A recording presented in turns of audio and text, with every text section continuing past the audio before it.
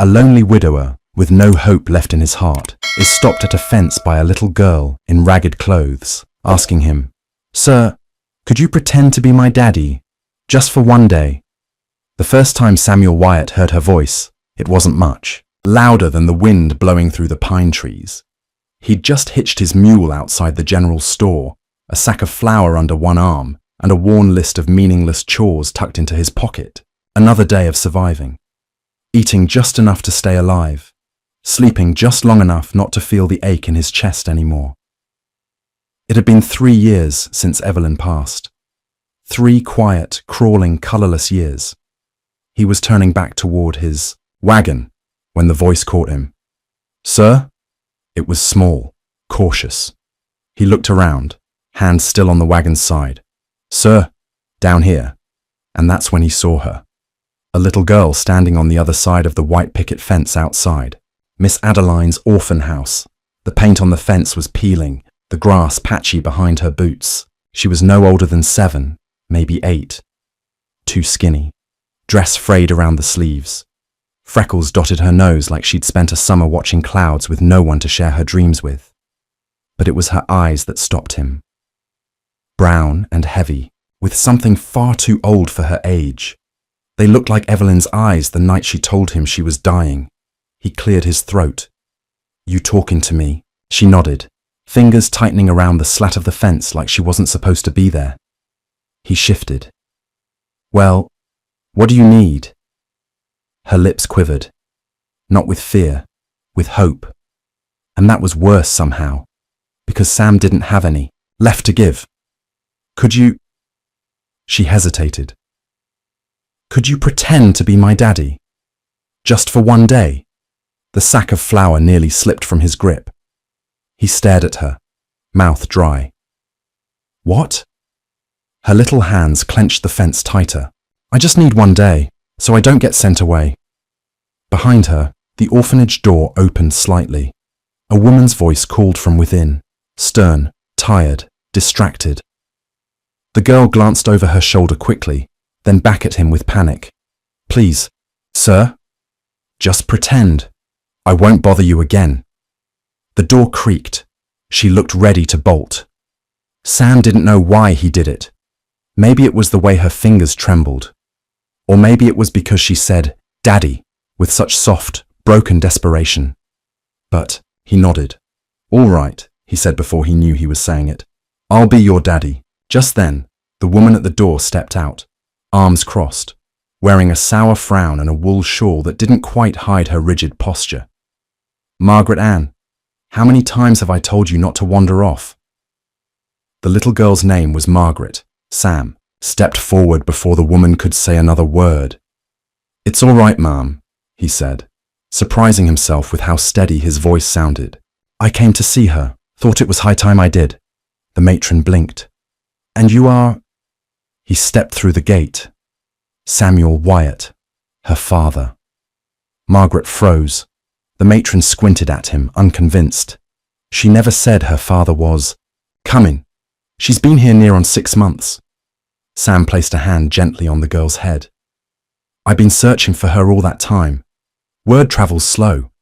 Papers were filed up in Bozeman. It was a gamble, but his voice had that low timbre of grief, too tired to lie well, which made it more believable." The matron's mouth puckered. "Well, we'll need proper signatures, of course. Verification." "Of course," he said. Margaret reached for his hand without looking up. Sam let her hold it. The matron glanced at them both. "Well, don't just stand there. You'll have to come inside and speak with the records clerk." Sam nodded. "Lead the way." Margaret looked up at him like he'd just plucked her off the edge of a cliff. Inside the orphanage, the air smelled of boiled potatoes and bleach. Children watched them from the hallway, some with envy, some with numbness. The walls were grey, the light dim. Sam's boots echoed on the wooden floor as they walked, his hand still in Margaret's. She didn't say a word until they were alone, in a corner office, and the clerk stepped away to gather some forms. Then she whispered, "Thank you." He crouched to her level.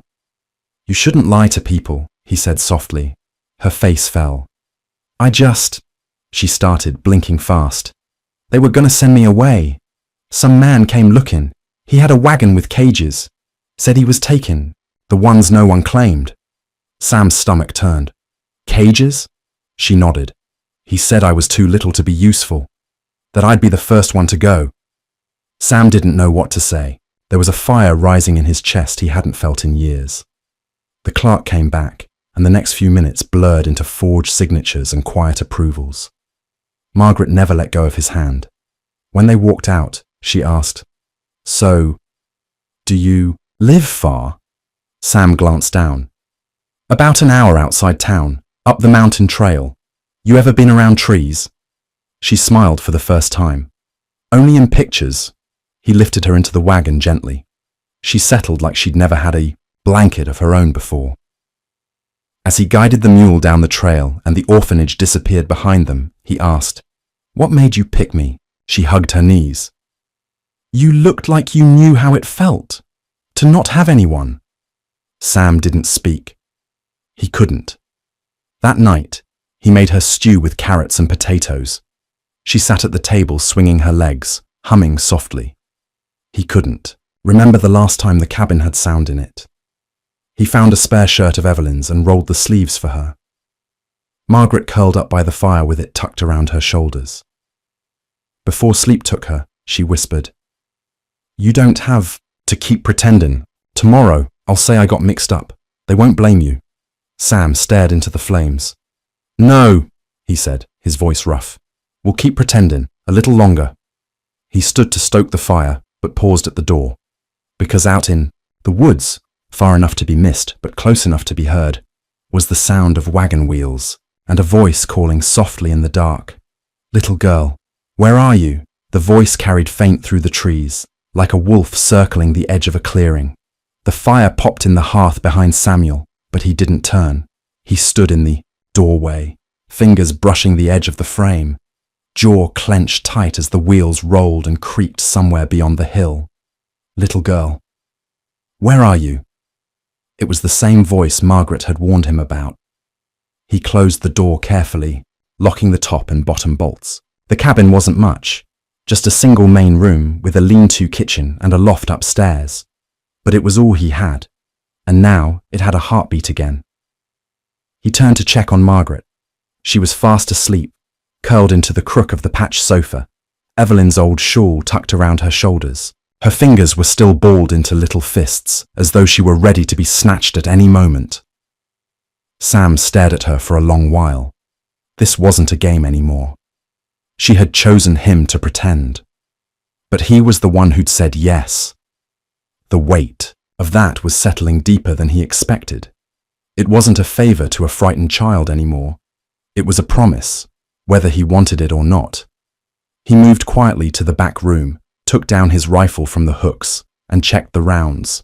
He'd barely touched it since Evelyn passed, but his hands remembered the motions. He stood at the window, peering out toward the dark woods. Whoever that man was, he wasn't someone passing by. He was looking, but he wouldn't find her here. Sam didn't sleep that night. By morning, Margaret was up before the rooster crowed, standing on the porch in her bare feet, staring at the sunrise like she couldn't believe it was real. She turned when she heard him. "Is this really your house?" she asked. He nodded, rubbing the sleep from his face. She smiled. "I never thought a house could smell like coffee and sawdust at the same time." He chuckled. "Well, when you don't clean the counters after cutting firewood, that's what you get." He handed her a tin cup with warm milk and honey, and she sipped it like it was liquid gold. "Do I have to go back?" she asked, almost in a whisper. Sam paused. "Not today." She looked down. "They always say that." He crouched next to her. "Margaret," he said gently, "I didn't bring you out here just for one day. If you want to stay, I'll make it work." She turned her head slowly. "Even if I'm not really yours?" He swallowed hard. "Maybe. I need someone too." She blinked fast. "Can I call you Papa?" The word hit him like a landslide. He nodded once. "Yeah," he said. You can. She didn't run into his arms or cry like the girls in storybooks. She just leaned her small body against his side and stayed there, silent and warm, like a part of him had been found again, but it didn't last. By midday, Sam had taken her into town with him to the post office, hoping to ask the clerk for information on a certain man with a wagon and a taste for caged children. Margaret kept her eyes down, but he held her hand tight. As they crossed the main road, a voice called out from behind, "Well, I'll be. Is that you, Sam Wyatt?" He turned to see a familiar figure hobbling toward him. A squat man with a crooked leg and even crookeder sense of manners. Reverend Clay Gibbons. Sam's stomach twisted. "Morning, Clay." The Reverend's eyes bounced between him and Margaret. "I heard you'd gone silent after Evelyn passed. Thought you left the land to rot." His grin faded slightly. "Didn't know you'd taken up parenting again." Sam stepped half in front of Margaret. "This is Margaret. She's my daughter." Reverend Clay's brow arched like a crow, taking flight. "Didn't know she existed." She didn't. Until recently. Margaret looked up at Sam with awe in her eyes. He hadn't just protected her. He'd claimed her. Out loud, in front of someone from town. The Reverend gave a little huff. "Well, the Lord works in mysterious ways, don't he?" Sam didn't answer. He just tipped his hat and led Margaret toward the shop front. But Clay Gibbons wasn't done. "Just watch your back, Sam," he said in a low voice. "Ain't every man likes to see a new father pop up out of nowhere, especially when there's rumors floating." Sam froze. "What rumors?" Clay narrowed his eyes. "That a child was taken from the orphanage under false claims, that a man signed papers he had no right to sign." Sam stepped closer, voice low and sharp. "You be careful what you say next, Reverend." Clay blinked, startled by the fire in Sam's eyes. "I ain't accusing you of nothing," he muttered, stepping back. "Just saying, there's talk. Someone's looking for her." With that, he limped away, cane tapping like a ticking clock. Margaret clung to Sam's coat. "Am I gonna be taken?" "No one's taking you," he said. "Not while I'm breathing." When they got back to the wagon, Sam spotted a note nailed to the side. The handwriting was harsh, the paper thick with dirt. "You can't keep what don't belong to you. I'll be back by sundown." J.W. Sam's hands trembled. Margaret saw the fear and mistook it for regret. "I shouldn't have asked you to pretend," she whispered. "It's my fault." He dropped to one knee. No, don't you ever say that. You gave me something I didn't know I needed. You gave me a reason." Tears brimmed in her eyes. "Are we gonna run?" Sam looked toward the tree line, the mountains, the trail that stretched behind them like an open wound. "No," he said finally. "We're gonna stand." They returned to the cabin and fortified the doors. Sam set trip lines, dug shallow pits around the back edge of the garden, and even fetched an old bear trap from the shed. Margaret followed him, doing as he asked, asking no questions. She was brave, braver than she should have needed to be. Night came fast. They ate stew in silence. Sam kept the rifle on the table. Then, just after the moon rose, they heard it. Wheels. Again. Closer this time. Margaret's hand gripped his. He moved her behind the curtain. The wagon came into view, pulled by a thick-chested black mare. The man driving it wore a wide-brimmed hat, pulled low. His face was pocked, mouth twisted into something between a grin and a sneer. His eyes gleamed when they caught sight of Sam. "You Samuel Wyatt," he called. Sam stood in the doorway, rifle slung casually at his side. "Depends who's asking." The man clicked his tongue. "Name's Josiah Whitlock. I collect runaways." "She ain't run nowhere. She's property of Adeline's orphan house. Got papers." Sam took a slow breath. "You mean you buy children from the place? Use, then discard the ones who can't work. That it?" Josiah's grin didn't falter. "What I do with my property ain't your concern. She ain't your property. She ain't yours neither. Sam cocked the rifle. She is now. Josiah's hand hovered over his hip where a pistol rested. Careful, old man. I don't miss. Sam didn't flinch. You won't get the chance. Silence. Then Josiah spat into the dirt. You just made this hard for yourself. He snapped the reins. The wagon didn't lurch forward. It turned, but Josiah wasn't gone. Not really. Sam could feel it in his bones. Papa, Margaret whispered from the doorway behind him. Will he come back? Sam looked into the night. Yes, and next time, he won't ask nicely. He didn't sleep that night again, but he sat by the fire with Margaret leaning against his side, and he told her about Evelyn, about love, about the ache of losing it, and she told him about the girls who got taken in the night, the ones who didn't come back. She'd been next, until she saw him. You were the first man who didn't look away when I spoke, she said. He reached for her hand and squeezed it. We'll get through this, he promised. Together. But even as he said it, he knew tomorrow would be a war. Because Josiah wasn't going to walk away empty-handed, and Samuel Wyatt, once a hollow man, had something to fight for again. The morning came slow and grey. The light filtering through the shutters was pale, almost sickly, as if the sky itself was holding its breath.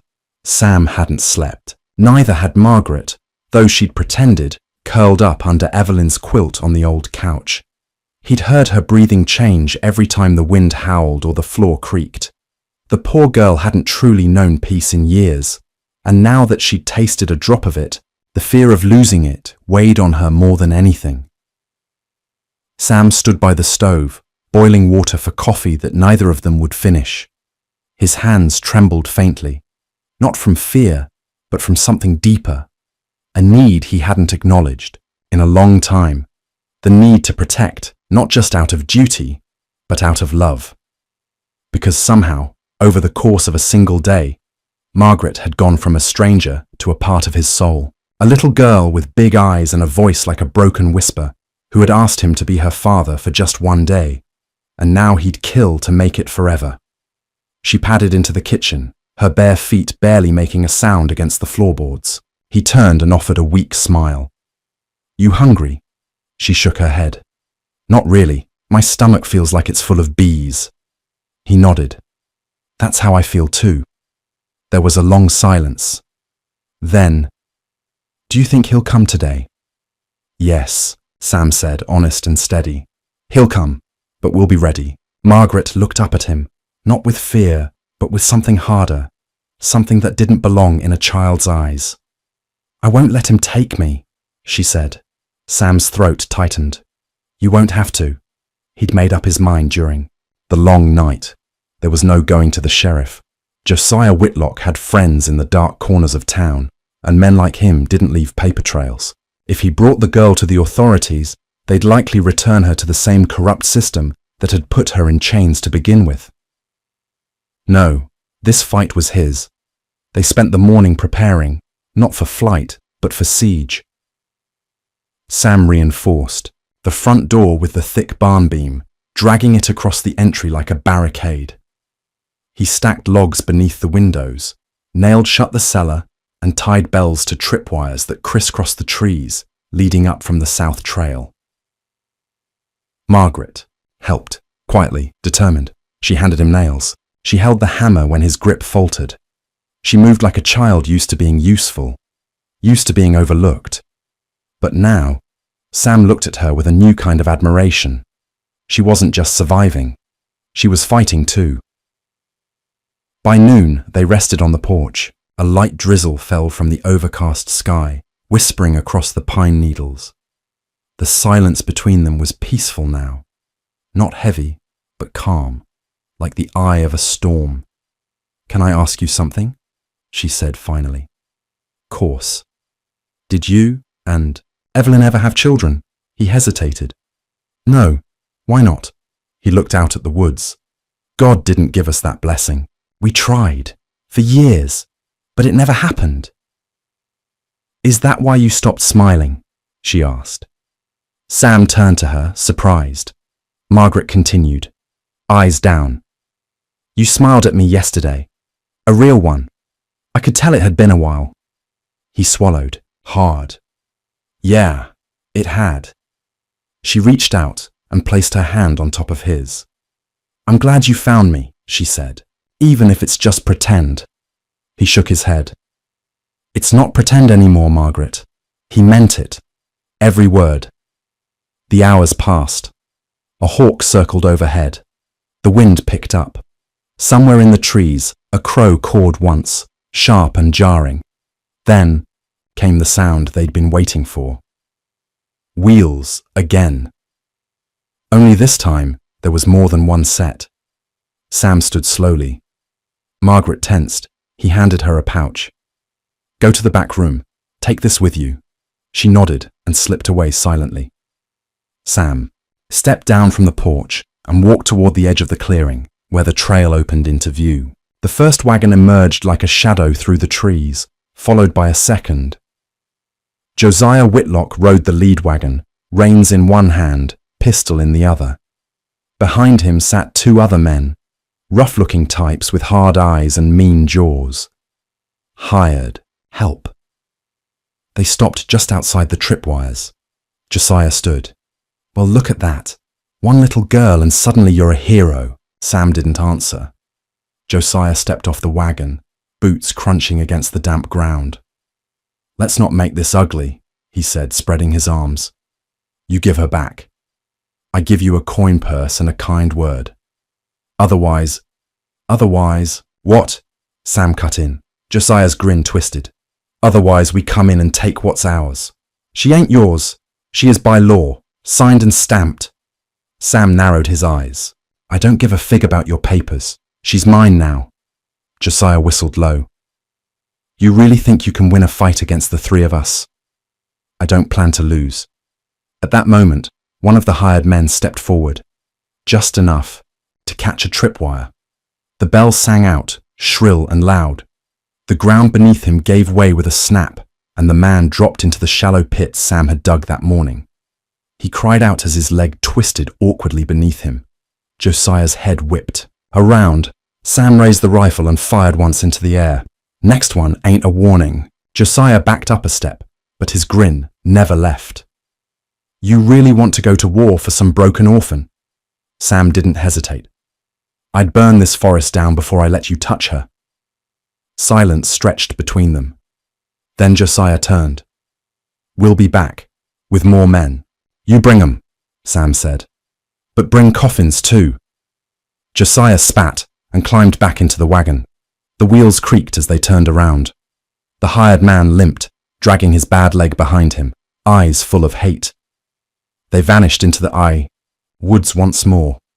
But Sam knew this wasn't the end. Margaret came out when it was safe, her eyes wide. They'll come back, won't they? He nodded. Yes, with more firepower, maybe even lawmen. She didn't cry. Instead, she said, I don't want to run. You won't have to, Sam promised again. But we'll need help. He didn't know who to trust, but he had one idea. That night, he and Margaret rode into town under the cover of darkness, cloaked and quiet. They avoided the main road, circling the long way around until they reached the church on the east hill. The building stood tall and quiet in the moonlight, its windows glowing faintly. Reverend Clay Gibbons lived out back. Sam knocked 3 times. The Reverend opened the door, eyes narrowing when he saw them. Come to confess your sins, he asked. I came to cash in a favor. Clay tilted his head. What favor? You owe me for what happened with your boy, 5 winters back. The Reverend stiffened. That's old business. It ain't, Sam growled. You know Josiah Whitlock. You know what he's done. And if he brings more men, I'll need hands. I'll need witnesses. Clay looked at Margaret, then back at Sam. You want me to take sides? I want you to do what's right. The Reverend sighed. I'll think on it. Sam nodded. Don't think too long. They left before dawn. When they returned to the cabin, they found something waiting for them on the porch, a doll, old, dirty, missing one eye. Margaret froze. I know that doll. Sam stared at it, rage building. Josiah had been here, watching, leaving messages. This was no longer about reclaiming a girl. It was about breaking Sam and Margaret. But neither of them would bend. As the sun rose behind them, Sam gathered tools and lumber. He had work to do, because this wasn't just a home anymore. It was a fortress, and family, no matter how new, was worth fighting for. Sam didn't sleep that night. He sat by the window, his rifle resting across his lap, every muscle in, his body taut and wired, waiting for the wrong sound. The doll on the porch hadn't moved, but he kept it in sight, a grotesque symbol of Josiah's message. It wasn't just a threat. It was proof that they were being watched, that Josiah had come right to the edge of the only place that felt safe for Margaret and walked away smiling. Sam had seen that kind of evil before. It didn't bark. It whispered. By sunrise, Margaret was already stirring, sitting upright in the corner with her knees pulled to her chest. The girl didn't ask for breakfast. She didn't say good morning. Instead, she asked, "How long until he comes again?" "Not long." Sam stood and stretched his stiff back. "But we'll be ready." He opened the door and walked out onto the porch, retrieving the doll like it was a bomb that might go off in his hands. He studied the stitching, the way one button eye hung by a thread. It was an old handmade thing, one that had likely been passed between frightened little girls. A doll that should have brought comfort, now twisted into a threat. He tossed it into the stove. Margaret didn't flinch as the flames swallowed it. That morning, Sam didn't go to the mill. He didn't go to town. He didn't chop wood or fix the fence or mend tools. Instead, he built barricades. He turned his home into a stronghold, hammering boards across the lower windows and digging a second trench beneath the far window. The cabin itself wasn't made for war, but Sam was. In the war, he'd seen what it took to defend something. The difference now was, this time, he had something to lose. He wasn't alone, either. By mid-morning, a wagon rolled up the long trail, driven by none other than Reverend Clay Gibbons. His hat was low, his coat worn, but his face was sober. "I thought about what you said," the Reverend told him. "You were right. I do owe you."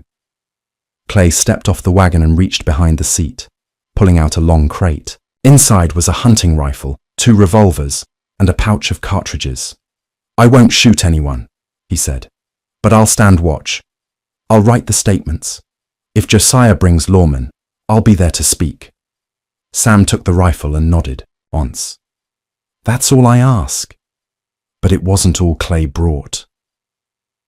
From the back of the wagon climbed another man, a young one, barely more than a boy, with curly hair and wide shoulders. "James Gibbons," Clay said.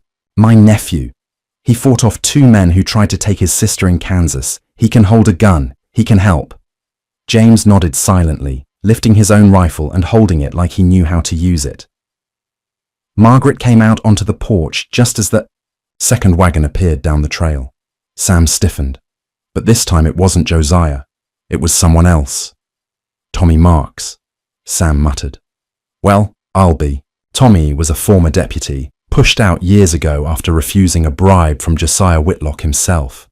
Now, he ran a horse ranch on the edge of town. His appearance wasn't flashy, but when he stepped down from his wagon, Sam knew this was a man ready for war. "You always said you'd call me if you ever needed a hand," Tommy said. "Well, here I am." He gestured to the wagon bed, revealing 2 more men, quiet, serious types, who gave nods and not much else. "You paying us?" one asked. "No," Sam said. "Didn't think so," the man replied, and got to work digging, out around the cabin. Margaret watched them all with wide eyes, unsure what to make of the sudden army that had gathered for her. But Sam saw what it did to her shoulders. They squared for the first time. She stood taller, as if, for the first time in her life, someone had chosen her. All afternoon they worked. They turned the cabin into something more than a home. Reinforced walls, extra timber for cover, traps along the trail, tripwire connected to bells and cans.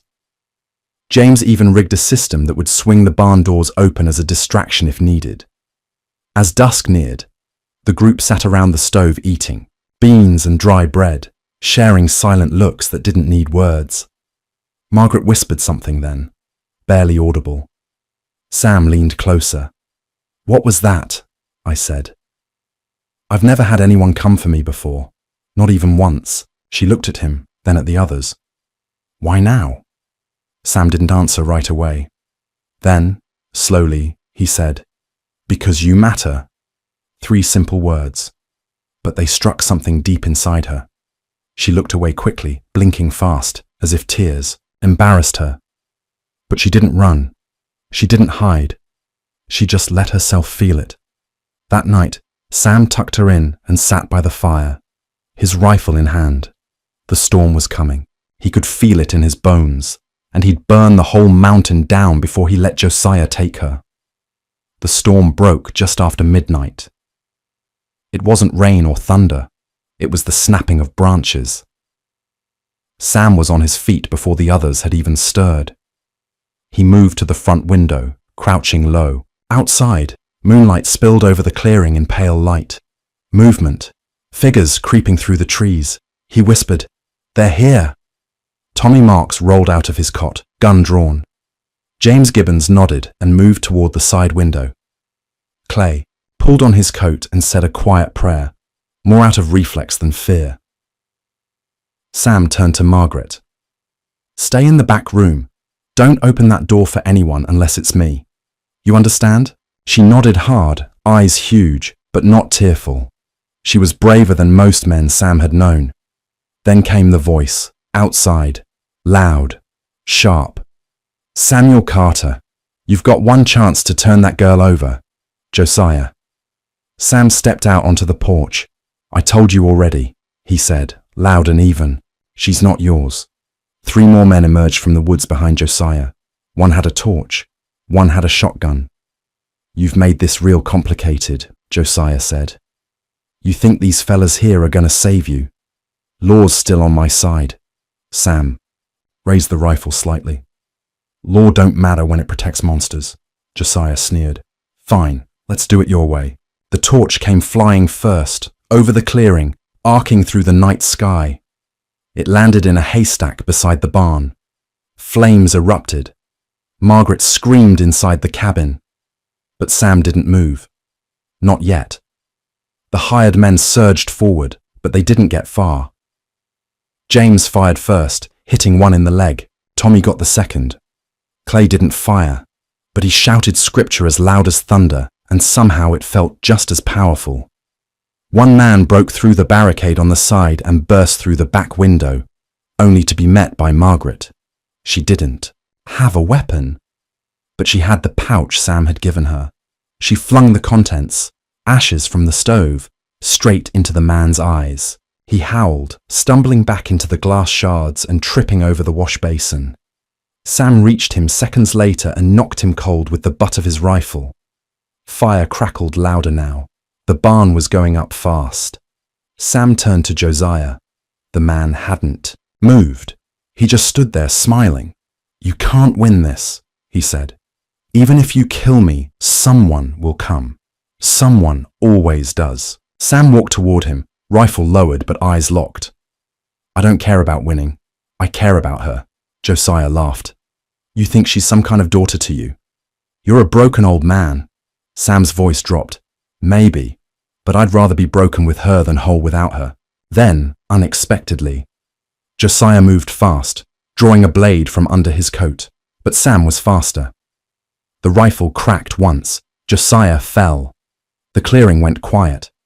The fire still burned behind them, but the enemy was gone.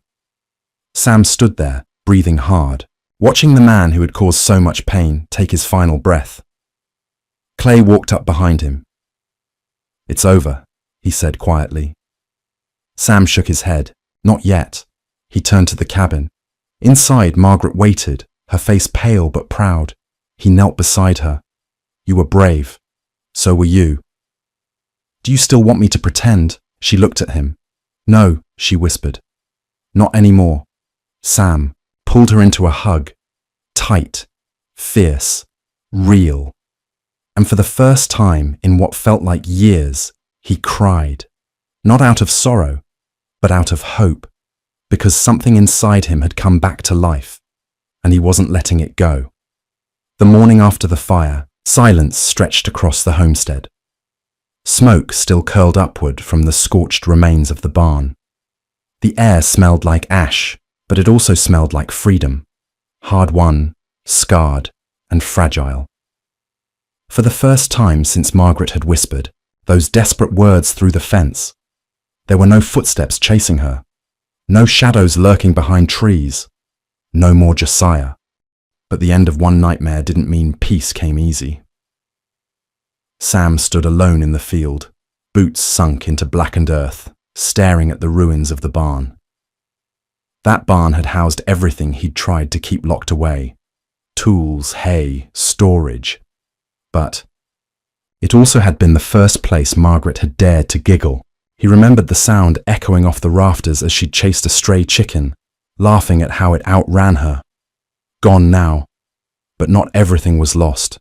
Behind him, the cabin stood strong, reinforced, protected, but more importantly, it was full of life, real life.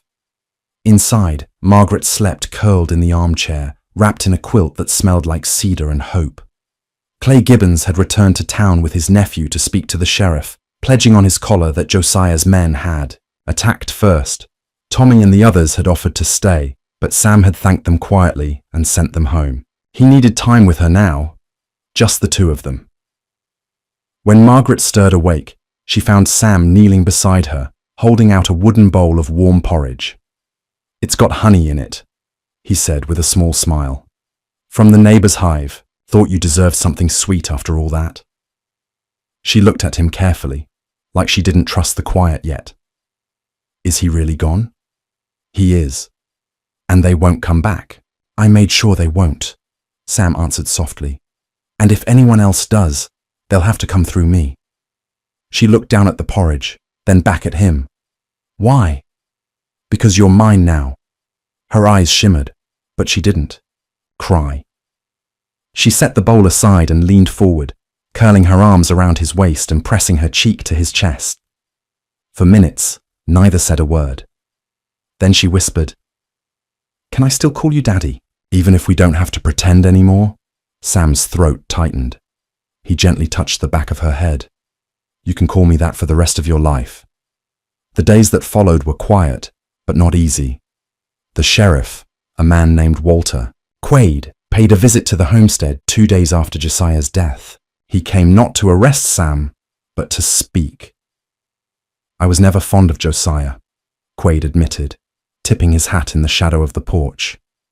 "But he had half the town under his thumb. Folks are afraid to speak up." Sam didn't flinch. "Are you?" "No, but I got a badge to think about. So do me a favor. Stay put a while. Don't go parading through town saying he got what he deserved." Sam nodded. "I'll keep to myself." Walter hesitated. "The girl, Margaret, I read some reports, said she wasn't his blood." "She was his property," Sam growled. "And I ain't letting her go back into a system that would have handed her back to him." "I'm not asking you to," Walter replied. "I just needed to hear it from you. I'll file her as a ward under your protection. Keep her off the books, so to speak. You treat her like your daughter. I won't argue." Sam watched him leave, then returned to the porch where Margaret was playing with a stack of small stones. She'd made a game of stacking them without letting them fall. "Did he say I have to go?" she asked, not looking up. "No," he said. "You're mine." She smiled softly and added another stone. As spring pressed forward, things began to change. Margaret's steps grew lighter. Her hair, once matted and tangled, now shone in the morning sun thanks to the lavender soap Sam had traded for in town. She began to talk more, to ask questions, and to hum while helping with chores. She took to brushing the horses and cleaning the tack like it was second nature. One morning, Sam found her in the field, drawing a lopsided heart in the dirt with a stick. Inside it, she'd scratched 2 letters, S and M. "Is that us?" he asked with a chuckle. She looked up, startled. I didn't mean to waste time." He ruffled her hair. "I like it." And he meant it. For the first time in years, Sam didn't count days by the bottle or the shadows on his wall. He woke up early not out of habit, but because Margaret needed breakfast. He whittled toys from scrapwood just to see her grin. He even let her teach him a clapping song she'd overheard once before Josiah had caught her and slapped her for singing. Each time she giggled now, it erased that slap a little more, but shadows didn't vanish completely. One afternoon, Margaret found a letter tucked under a rock near the front path. It wasn't signed. It simply said, "You think the dead stay dead? You stole from a devil. Devils don't forget." Sam read the letter, then burned it. He didn't tell Margaret that he recognized the handwriting. It belonged to Silas Trent, one of Josiah's men who'd slipped away the night of the fire. He didn't know where Silas was now, but he knew he'd be back. Weeks passed. The fields turned green again. Sam built a new barn. Margaret helped paint the door red, saying it was a happy color. They planted sunflowers and tomatoes and named the chickens after Bible characters. Ruth, Esther, and Mary clucked proudly around the coop. On Sundays, Clay Gibbons came to hold a quiet sermon in their kitchen. Just Sam, Margaret, and once or twice the widow from down the road who always brought peach pie. Margaret loved those Sundays. One night, as Sam tucked her into bed, she looked up and whispered, "I think God didn't forget me after all." He didn't answer right away. Then he said, "He never did." She grinned and reached for his hand. "You never forget your daughter, do you?" He squeezed her fingers. "Not for a second. But peace has a habit of shattering just when you start to trust it." It began with a whistle. Low, drawn out, faint, but unmistakable. Sam sat up straight in his bed. Moonlight poured in through the open window, and for a moment everything was still. Then came the whistle again. Margaret called out from her room, voice tight. "Daddy!"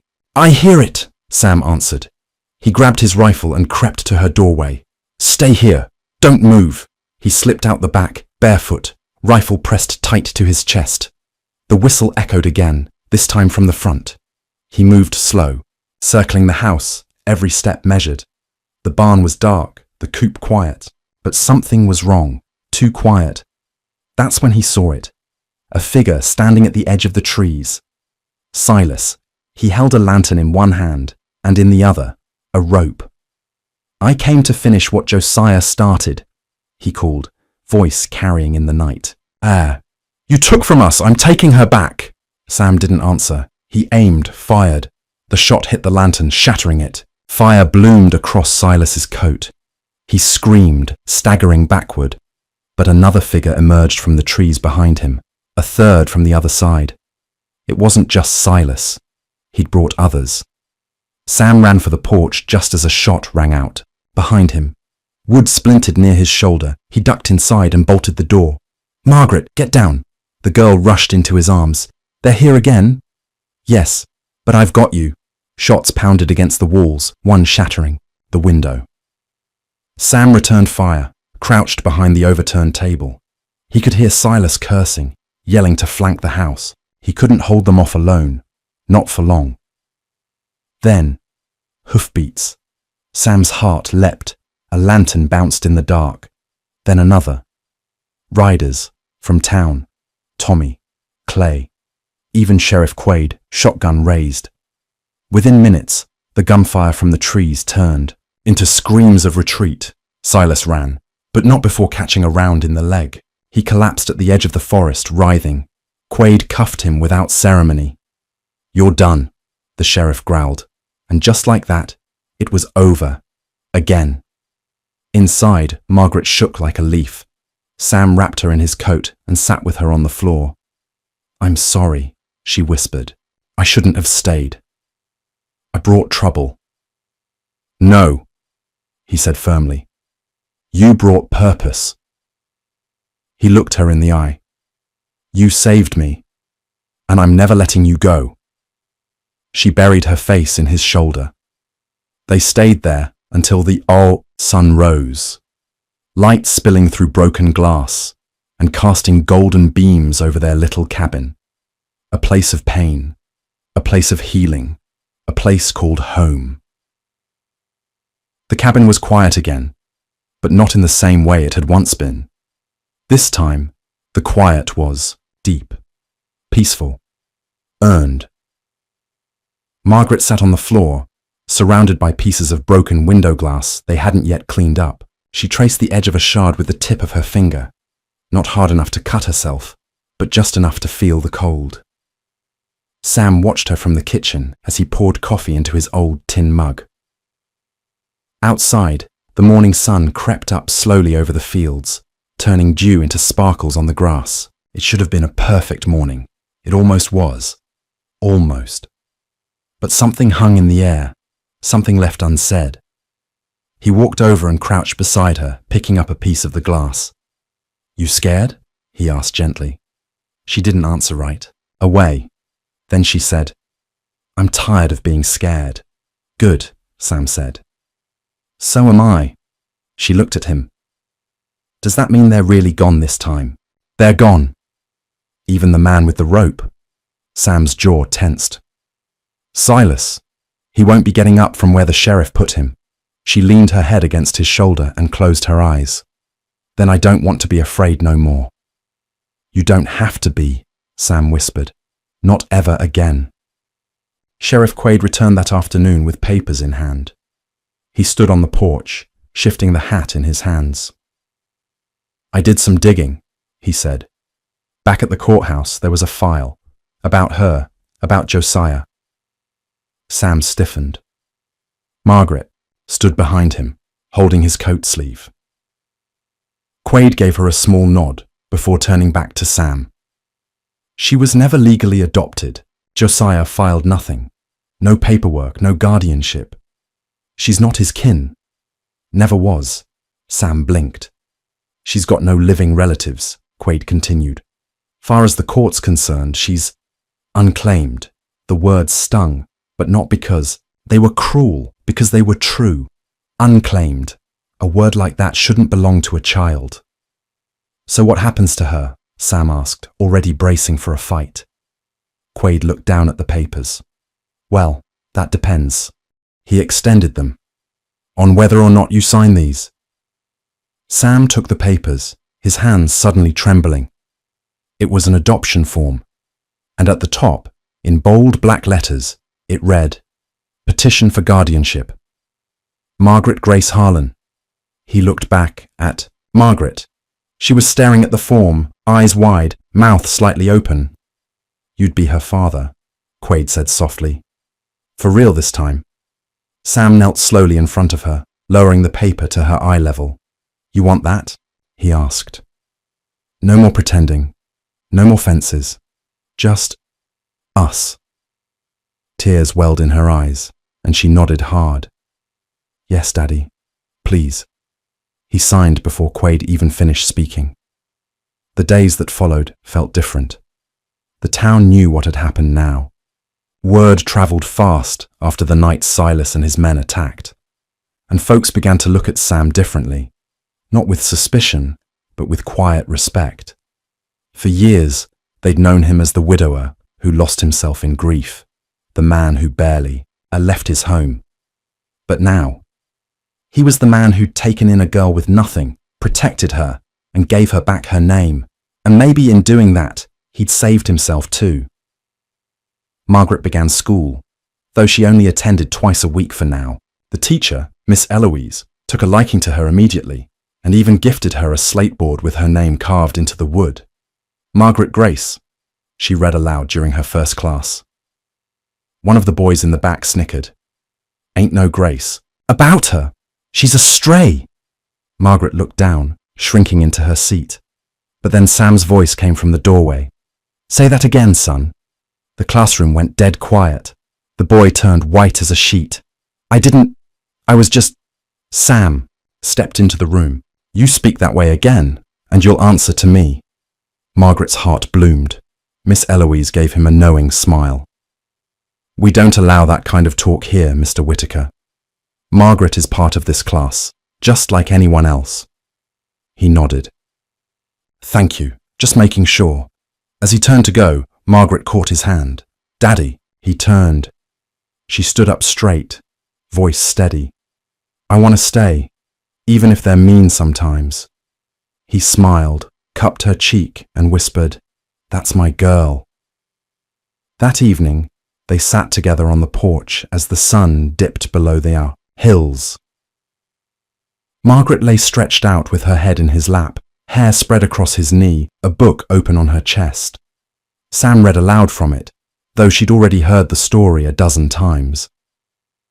And the little bird, though small and frightened, flew straight into the storm, not away from it, but through it. He paused. That's a silly bird, she mumbled sleepily.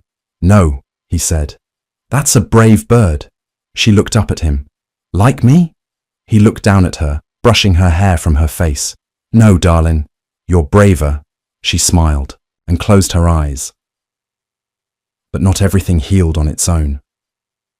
One night, weeks later, Sam woke to the sound of muffled crying. He followed it to Margaret's room. She was curled up, clutching the quilt he'd stitched for her, trembling. Nightmare, he whispered.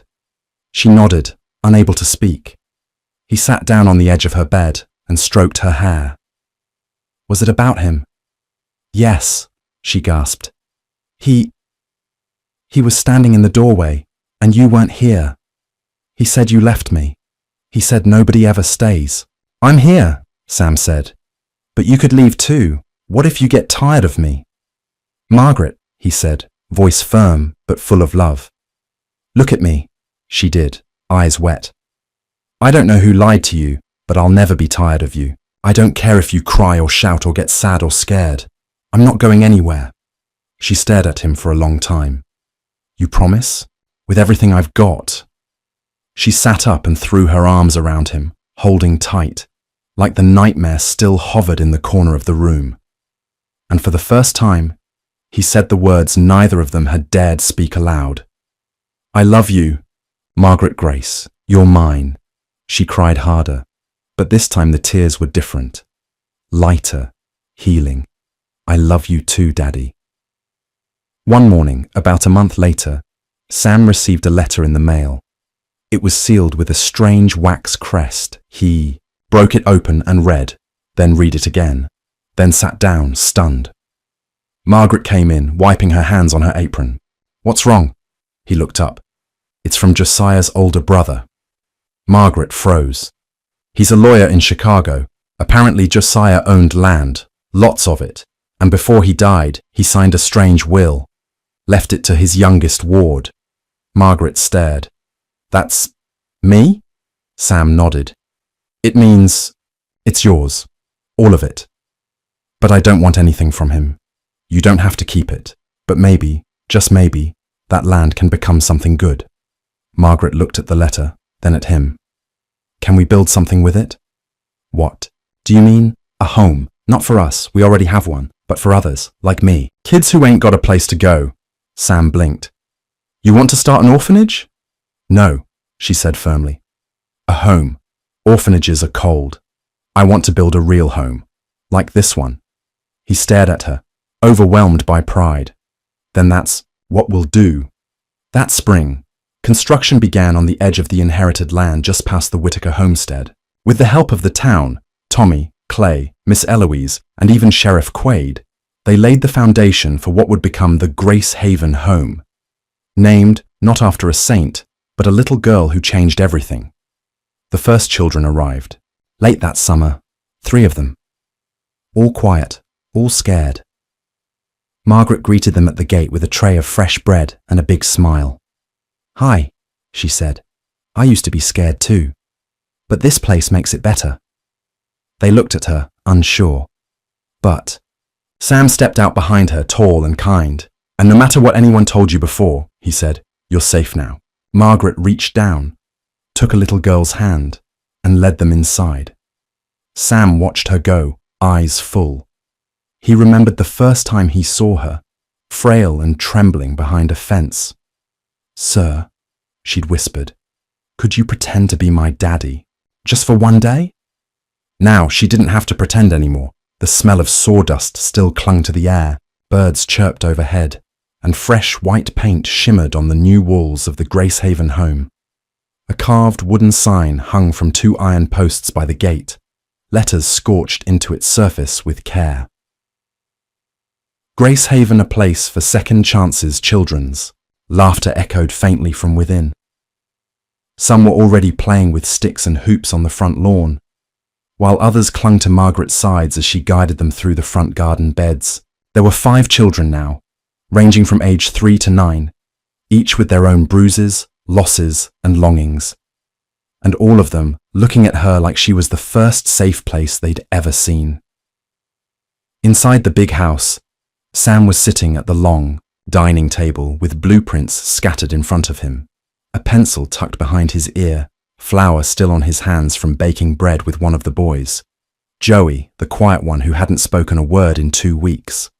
But this morning, he pointed at the rising loaf and whispered, "Is it supposed to look like a dog?" It did, and Sam had laughed. That had been the first time Joey smiled. Now, Margaret's voice carried in from outside. "Don't pull the flowers up by the roots. You got to keep the roots in so they grow again." One of the younger girls mumbled an apology. Margaret crouched beside her and said gently, "Hey, I used to pull them all up too. But now I know better."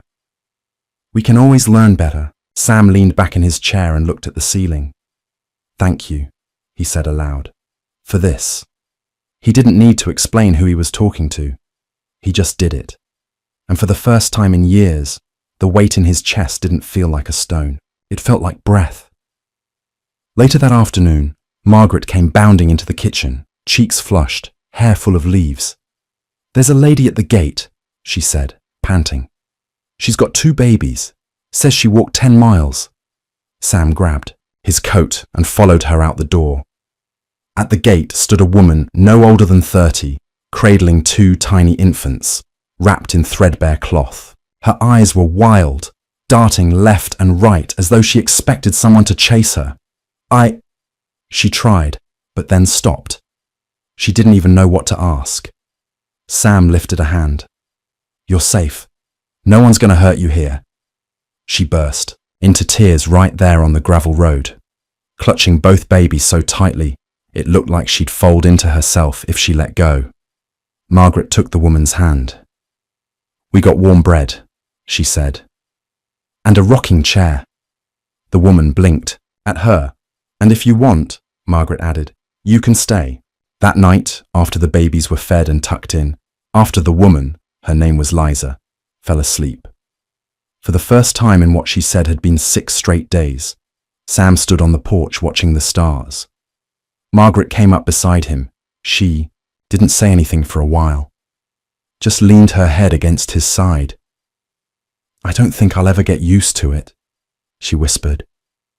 "Used to what?" "How scared people look when they first get here. Like I used to be." He put an arm around her. "You don't have to get used to it," he said. "You just have to love them through it." The next morning, Sam walked into the kitchen and saw something taped to the wall. It was a drawing, coloured with crayon and a lot of heart.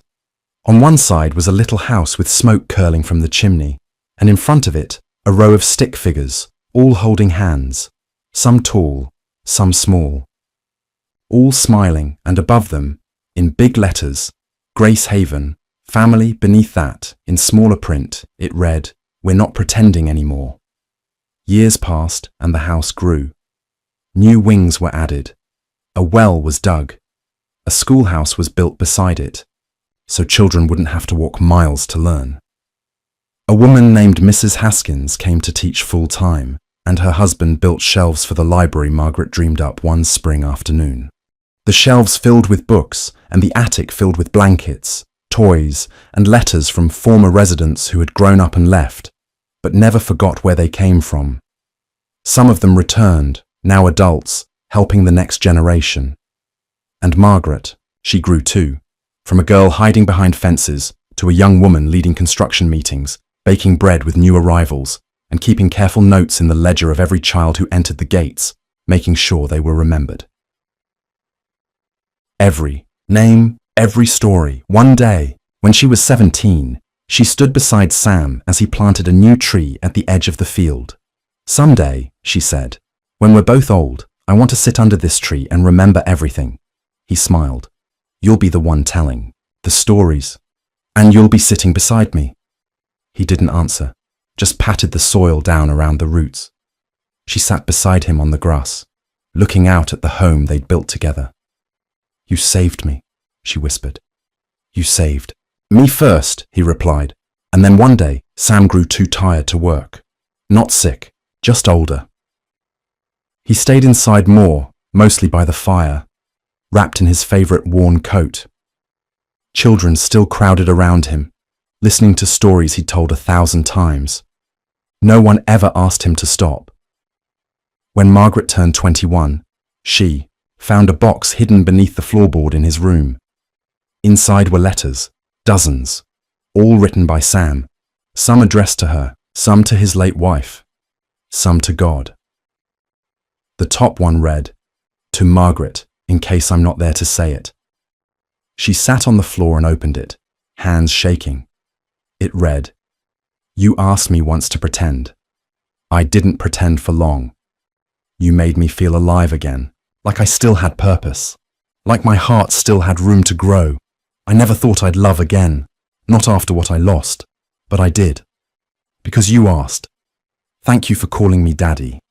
You made that word mean something again.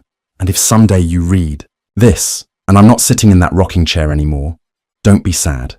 I'll still be here, in the walls we built, in every child you love, in every moment you reach across fear to give someone hope.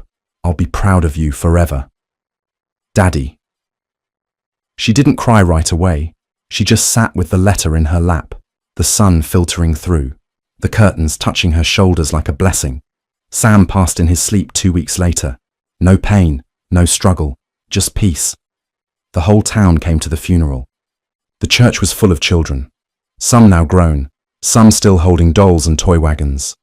They came from all over, each with their own stories, each with his name stitched somewhere in the fabric of their memories. Margaret stood at the pulpit, holding the letter. "I asked him to pretend," she said, "but he never did.